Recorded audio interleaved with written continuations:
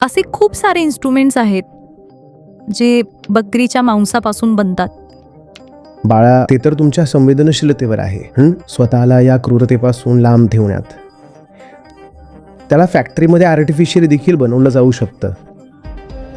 पण आपण म्हणतोय की जेव्हा सहज मिळून जातो बकरीला मारून, तर कशाला बनवायचं? ज्याने कापलंय त्याची इच्छा आहे की त्याच्या प्रत्येक भागातून, त्याच्या प्रत्येक ग्रॅम मधून मी काहीतरी नफा काढून घ्यावा. जसजसे लोक ॲनिमल प्रोडक्ट्सना स्वतःहून नकार देत जातील आणि त्यांची संख्या वाढत जाईल, तसतसं या मॅन्युफॅक्चरर्सना, सेलर्सना हतबल होऊन क्रूरतामुक्त प्रॉडक्ट पॅकेटमध्ये आणावे लागते. संख्या म्हणूनच गरजेची आहे. लोक म्हणतात ना, सोडून घ्या ना, जे लोक गीतेमध्ये एनरोल करत नाही आहेत त्यांना ड्रॉप करून टाका. अरे भाऊ, मला संख्या हवी आहे. जेव्हा खूप सारे लोक जाऊन बोलतात की मला असं काहीतरी पाहिजे ज्यामध्ये लेदर नसेल, तेव्हा कुठे जाऊन प्राण्यांचे प्राण वाचतात. मला संख्याबळ पाहिजे. नमस्ते आचार्यजी, माझं नाव तन्वी आहे. माझा प्रश्न असा आहे की जसं की खूप सारी इन्स्ट्रुमेंट्स आहे जे बकऱ्यांच्या मांसापासून बनतात, जसं की तबला झाला आणि अजूनही खूप सारे आहेत, तर यामध्ये सुद्धा तर ॲनिमल क्रुएल्टी होते. तर यामध्ये आपण कसं? ते तर तुमच्या संवेदनशीलतेवर आहे की तुम्ही किती दूरपर्यंत जाऊ इच्छिता. स्वतःला या क्रूरतेपासून लांब ठेवण्यात हे तुमच्या संवेदनशीलतेवर आहे.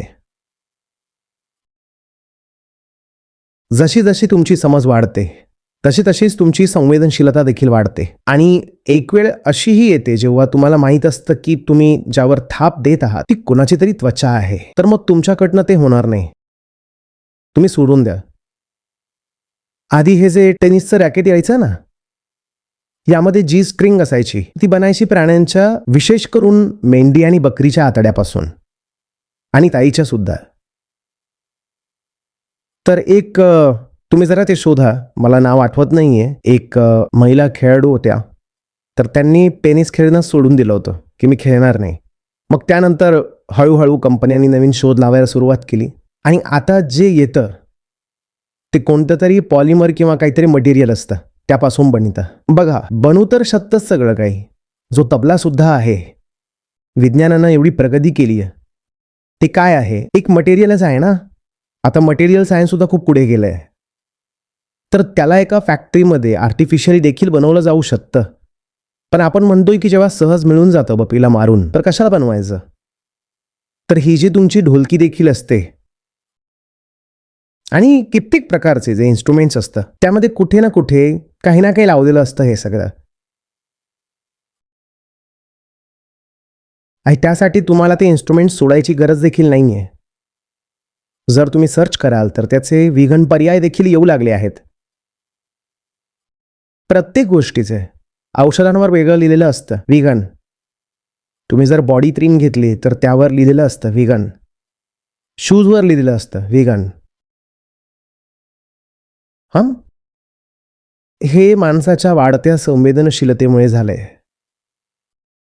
यामध्ये कुठेही कोणतीही मजबुरी नाहीये. अशाच प्रकारे प्राण्यांवर आपण ज्या चाचण्या करतो ना फार्मास्युटिकल्समध्ये, ती देखील अजिबात गरजेची नाहीये.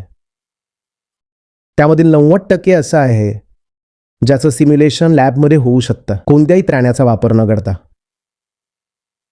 पण आता ससे वगैरे आहेत किंवा गिनी पिग आहेत, हे इतक्या सहज मिळून जातात की आपण म्हणतो की आपण रिसर्च लॅब का बनवावी, त्यामध्ये का इन्व्हेस्ट करावं. फार्मा कंपन्या म्हणतात की रिस्क, तर ते म्हणतात आपण सशावरच रिसर्च करून घेऊ, कारण ससा स्वस्त आहे, सहज मिळून जातो, तर आम्ही लॅबमध्ये का इन्व्हेस्ट करावं.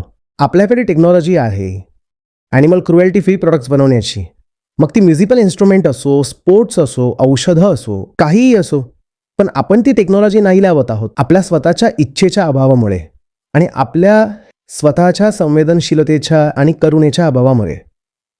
तुम्ही थक्क व्हाल की आधी किती जास्त गोष्टी होत्या ज्यामध्ये ॲनिमल प्रोडक्ट्स वापरले जायचे, त्या तर आता उलट कमी झाल्या आहेत. या स्तरापर्यंत कमी झाल्या की मी जातो खरेदी करायला, त्यामध्ये मला वाटतं की लेदरसारखं आहे, तर विचारतो लेदर आहे का. आता 100 पैकी 9 वेळा ही शक्यता असते की उत्तर येईल की लेदर नाही आहे. लेदर खरं तर खूप महाग असतं. लेदराईट बोलतात, आर्टिफिशियल लेदर म्हणतात, आणि ते एका फॅक्टरी प्रोसेसमधून तयार होऊन जातं आणि दिसायला असं वाटतं जसं लेदर आहे. आपण प्रत्येक गोष्ट अशी बनवू शकतो. आपल्याला ॲनिमल प्रोडक्ट्स वापरण्याची कोणतीही मजबुरी नाहीये.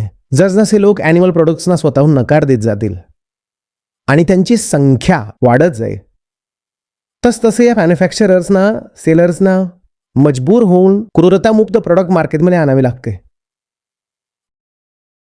संख्या म्हणूनच गरजेची आहे. जे संख्याबळ आहे ना, ते म्हणूनच गरजेचं आहे. लोक म्हणतात ना, सोडून द्या ना, जे लोक गीतेमध्ये एनरोल करत नाहीयेत त्यांना ड्रॉप करून टाका. अरे बाबांनो, मला संख्या हवी आहे. त्या संख्येचं एक महत्त्व आहे. जेव्हा खूप सारे लोक जाऊन बोलतात की मला असं काहीतरी पाहिजे ज्यामध्ये लेदर नसेल, तेव्हा तो दुकानदार कंपनीला मागे फीडबॅक पाठवतो की साहेब नॉन लेदरमध्ये पाठवा, नॉन लेदरमध्ये डिमांड येत आहे. तेव्हा कुठे जाऊन प्राण्यांचे प्राण वाचतात. मला संख्या पाहिजे. मी कसं सोडून देऊ की यांना तर सोडूनच द्या. हे नका सांगू की यांना सोडून द्या.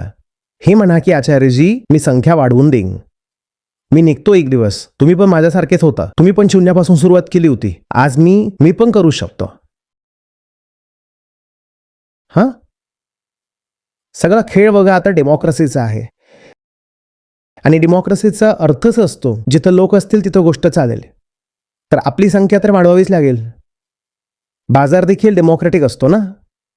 ज्या गोष्टीची डिमांड असेल त्याच गोष्टीचा सप्लाय होऊन जाईल. ती देखील डेमोक्रेटिक प्रोसेस आहे.